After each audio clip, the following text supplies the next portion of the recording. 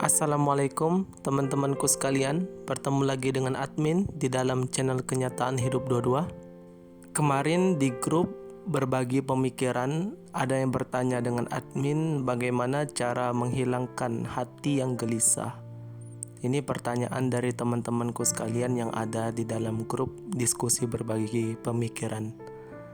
Mungkin bagi teman-teman yang mau ikut grup diskusi berbagi pemikiran, itu bisa dikepoin channel ini karena di situ ada link, mungkin bisa teman-temanku klik dan bergabung via grup WhatsApp. Di situ tempat admin berbagi pemikiran dengan teman-temanku sekalian, bertukar pikiran, bertukar pendapat, bertukar PDF juga terkadang di situ. Jadi mungkin teman-teman yang mau ikut bisa dikepoin channelnya.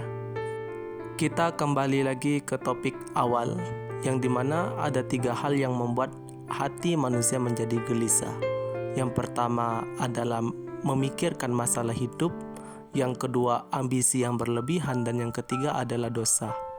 Jadi teman-temanku sekalian, terkadang permasalahan dalam sebuah kehidupan apabila kita pikirkan tanpa kita jalani, tanpa kita berusaha untuk menyelesaikan permasalahan tersebut, inilah yang terkadang membuat hati kita gelisah, teman-temanku sekalian.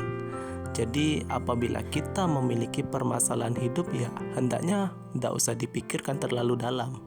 Akan tetapi berusahalah untuk mencari jawaban atas permasalahan hidup. Setelah itu berusaha dengan baik, jangan terlalu dipikirkan.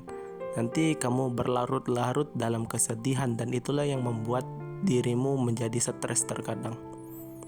Yang kedua, terkadang membuat hati kita gelisah adalah sebuah ambisi kita yang berlebihan, yang dimana ambisi kita yang berlebihan ini atau admin sebut sebagai salah mendefinisikan sebuah kebahagiaan. Dan ini banyak terjadi di teman-temanku sekalian dan mungkin saja di zaman sekarang ya, yang dimana orang-orang mendefinisikan kebahagiaan itu dengan hal yang mungkin saja tidak mungkin ia dapatkan.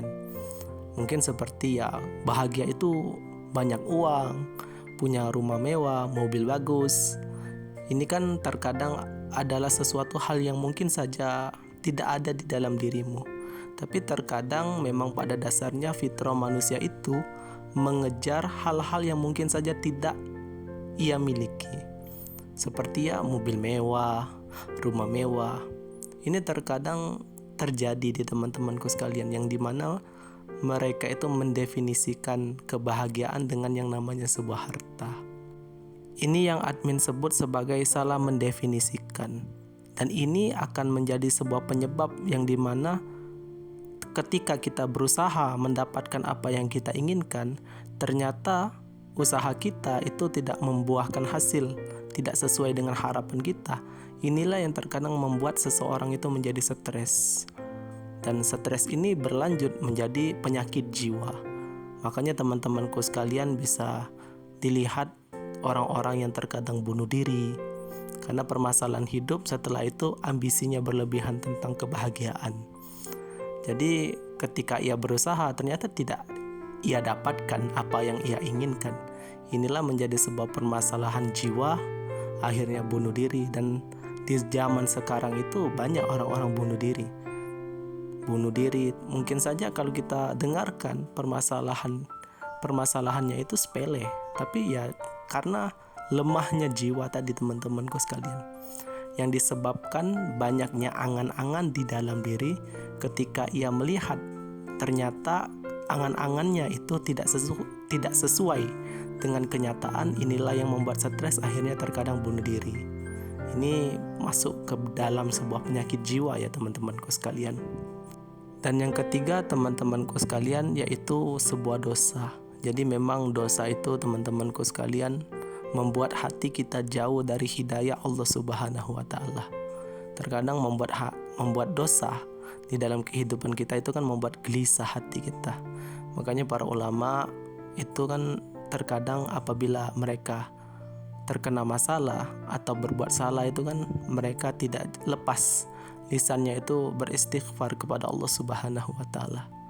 Jadi ada baiknya teman-temanku sekalian, jika kita memiliki permasalahan dalam kehidupan, ada baiknya ya kita beristighfar kepada Allah Subhanahu wa Ta'ala. Insya Allah Allah akan keluarkan permasalahan-permasalahan yang kita hadapi dalam hidup. Jadi itu adalah sebuah kunci teman-temanku sekalian. Setelah itu berusahalah untuk kuat, setelah itu berusaha untuk keluar dari permasalahan. Jadi jangan sedih, jangan ngeluh. Terkadang teman-temanku sekalian, permasalahan akan semakin besar ketika kita itu merasa menjadi seseorang yang korban mungkin. Jadi kita tuh memposisikan diri kita sebagai korban. Jadi kita tuh maksudnya memposisikan diri kita sebagai korban itu banyak ngeluh. Wah, hidup saya begini, hidup saya begitu, hidup saya begini. Ini kan memposisikan diri sebagai korban. Ya kamu ngeluh seperti itu ya tidak akan pernah menyelesaikan masalah. Ada baiknya sabar. Setelah sabar berusaha cari langkah yang terbaik untuk menyelesaikan sebuah permasalahan. Itu adalah sebuah kebijakan ya. Jadi ini yang harus kita tekankan teman-temanku sekalian. Dan hati yang gelisah itu teman-temanku sekalian, hati yang tidak bersambung kepada Allah Subhanahu wa Ta'ala. Jadi ada baiknya jika hati kita gelisah, ya kita sambungkan hati kita kepada Allah Subhanahu wa Ta'ala. Yang dimana Allah adalah yang membolak-balikan hati manusia. Jika kita menyandarkan hati kita kepada Allah Subhanahu wa Ta'ala, maka insya Allah Allah akan berikan ketenangan. Jadi jangan sampai hati kita itu menyandarkan kepada sesuatu selain Allah. Mungkin ya kita sandarkan kalau kita bahagia mungkin dengan harta, ya enggak juga seperti itu. Jadi sandarkanlah hati kita kepada Allah Subhanahu wa Ta'ala jika kita ingin menghilangkan kegelisahan di dalam diri kita. Semoga bisa dipahami ya teman-temanku sekalian. Semoga bermanfaat. Mungkin sampai sini saja penjelasan admin di video kali ini. Kepoin terus channel admin karena masih banyak sekali tentang pemikiran-pemikiran Islam, filsafat Islam yang ingin admin bagikan untuk teman-temanku sekalian. Jadi jika ingin mempelajari tentang filsafat Islam, bisa dikepoin channel ini.